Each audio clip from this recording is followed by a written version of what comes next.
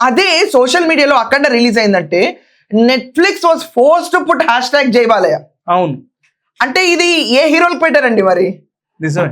అది ట్రెండింగ్ లోనే ఉంటుంది అఖండ. ఎస్, అండ్ అఖండ గురించి ఈ రోజు దాకా ఆన్లైన్ లో లైక్ ఓటీటీ ప్లాట్ఫామ్స్ లో ఫిల్మ్ రిలీజ్ అయిన తర్వాత కూడా ఎవరు ఈ రోజు దాకా దానిపైన పారాగ్రాఫ్లు రాయలా. Every one loved it, exactly. Every one poured into theatres. అంటే సినిమా థియేటర్కి ఒక్కసారి వెళ్తే చాలదని.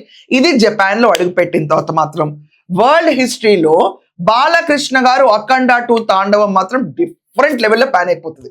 అదే కనుక అఖండ 3 రిలీజ్ ఉంటే okay, he is going to be an international star.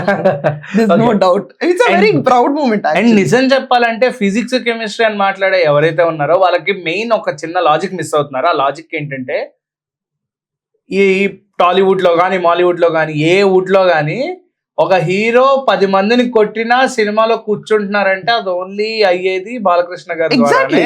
ఎందుకంటే యాక్సెప్ట్ చేయలేరు మిగతా హీరోస్ ని. మిగతా వాళ్ళ ఫైట్ సీక్వెన్స్ చూస్తే సర్లే అది చేసిన చాలు ఇంకా పద అన్నట్టు ఉంటుంది.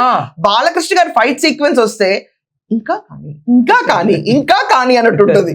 దాన్ని అబ్సల్యూట్ గా పర్ఫార్మ్ చేసింది మాత్రం అఖండ తాండవ్. ఎగ్జాక్ట్లీ. అండ్ అఖండ 3 జై అఖండ కనుక వస్తే గనక ఇది లిటరలీ మైండ్ బ్లోయింగ్ అటెంప్ట్ అవుతుంది world wide. True. It is going to shake the image of film.